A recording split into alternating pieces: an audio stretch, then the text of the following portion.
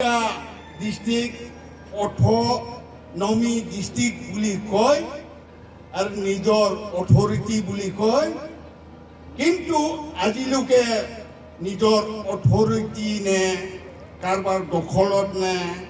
আমি একোৱেই বুজি পোৱাই নাই। আজিও যেনেকৈ জংগলে মংগলে অন্য চৰকাৰ আহিলে অন্য চৰকাৰে যি কৰে, কংগ্ৰেছে হওক বিজেপি হওক অন্য হওক, তেনেকৈ আমি অটোনমা ডিস্ট্ৰিক্ট বুলি আমি সৰু কালৰ পৰা শুনিছে। কি অটোনমা ডিস্ট্ৰিক্ট আমি একো বুজিও নাপাই, নাজানেও। এই অটোনমা ডিস্ট্ৰিক্টৰ নিয়মাৱলী অৰ্থটো ক'ব গ'লে আমি অহুকানে পহুকানে তথাপি মুখেৰেও শুনিছে, যেনেকি যে আই কাঠাৰে এই ডিপুটি কমিশনাৰ ডিচি পাছ কৰি তেখেতে ডিচি থাকোঁতে যেনে অসমৰ বিধানসভা হওক, দিল্লী পাৰ্লিয়ামেণ্ট হওক, ক'তো তেনেকুৱা এইটো কৰি আইন নিয়মাৱলী যি সংবিধান, এই সংবিধানটো তেখেতে দেখা পাইছে, তেখেতে জানিছে, কিন্তু আমালোকে ৰাইজে এইটো ব্যৱহাৰ কৰিব নাজানে। গতিকে আমাৰ APLC ক'ব গ'লে 10 বছৰ বা 11 বছৰমান ক'ব গ'লে হ'ল। গতিকে আজিয়ে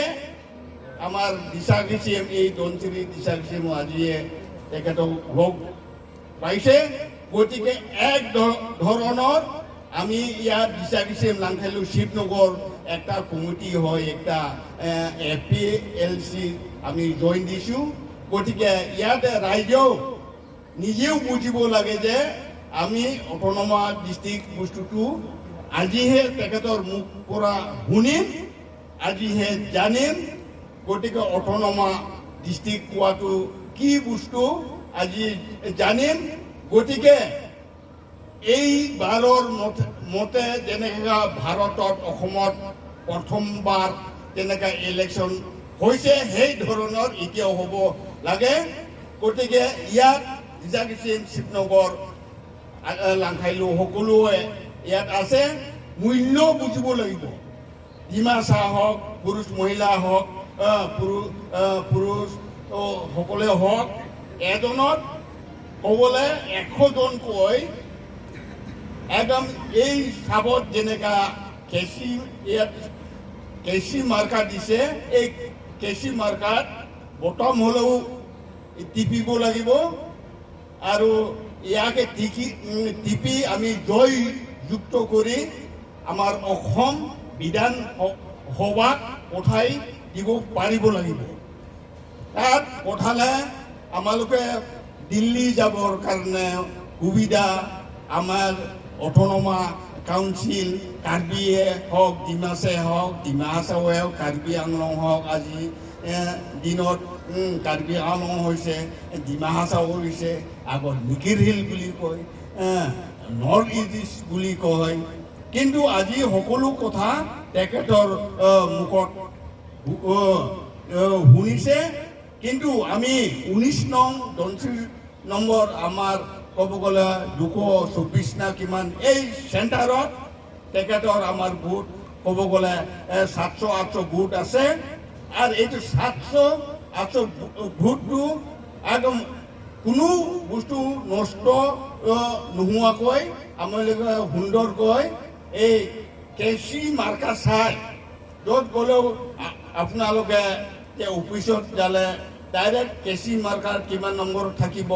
আৰু ডাইৰেক্ট বেলেগ বস্তু ফটোম্ব বেলেগ বস্তু বিচাৰ কৰিব নালাগে। এই কেঁচি মাৰ্কাৰ বোতামটো দাবি আমালোকে যদি জয়যুক্ত কৰি আমাৰ অসম বিধান সভাত পঠাই দিব পাৰিলে আমালোকে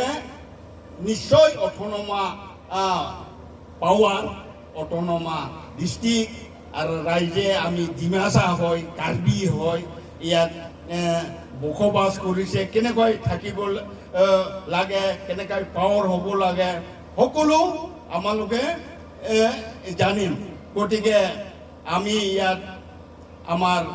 তিনিটা গাঁৱৰ মানুহ হয় আমালোকৰ গাঁৱৰ মানুহে সকলোৱে হাজিৰা কৰি খায় হঠাৎ মানে মানুহ গোট খাওঁতে আহিছে সকলোৰ গাঁৱৰ পৰাও তথাপি আমি অতিৰিক্তকৈ জন্তু দেখাব পৰা নাই ঘৰ ঘৰ আৰু নিজেও নিজৰ পুৰুষসকলক ককাই ভাইসকলক সকল ৰাইজক নিজৰ এজনতকৈ কেনেকৈ অধিক 100জন কেনেকৈ বাঢ়িব পাৰে এইবাৰ বিধানসভা সমষ্টিৰ ইলেকশ্যনত জয়যুক্ত কেঁচি মাৰ্কাত ছাপ দি জয়যুক্ত কৰক বুলি আমি সকলোকে আমি অনুৰোধ কৰিছোঁ যদি এতিয়া সঁচাকৈয়ে আমার কেঁচি মার্কা জয়যুক্ত হয় নিশ্চয় একটা পরিবর্তন বলি একটা চিন বলি দেখা যাব বলি আমি ইয়াত রাইজ সকলো আমি জনাই আছে গতিকে ইয়াত আমার লগত আদিবাসীও সকলেও আছে আর সিহঁতেও আমার লগত একেলগত থাকিব মিলি জুলি সকলো লগত থাকিব গতিকে আৰু আমাৰ এই অঞ্চলৰ আমাৰ লাইন পাৰ বুলি কয় লাইন সাইড বুলি কয় আমাৰ একটা আমি বিশেষ প্ৰয়োজন বুলি আমি নিবিচাৰোঁ আমাৰ আসাম নাগালেণ্ড সীমা বৰ্তি বহুত বছৰ আমালোকে দুখ কষ্ট কৰে এইটোৱে অনুৰোধ যদি আমি সঁচাকৈ আমি 19 নম্বৰ বা ধনশ্ৰী বা দিশাশ্ৰী লাংখাইলু শিৱনগৰ হয় আমি জিখাম বুলি আশা কৰি আছোঁ গতিকে আমাৰ দুখ কষ্ট অসম নাগালেণ্ড সীমাবদ্ধটো সঠিক কৰিব আৰু লগতে গৰা খহনীয়াও বহুত দুখ কষ্ট কৰি আছে নিতান্ত প্ৰয়োজনৰ কথাই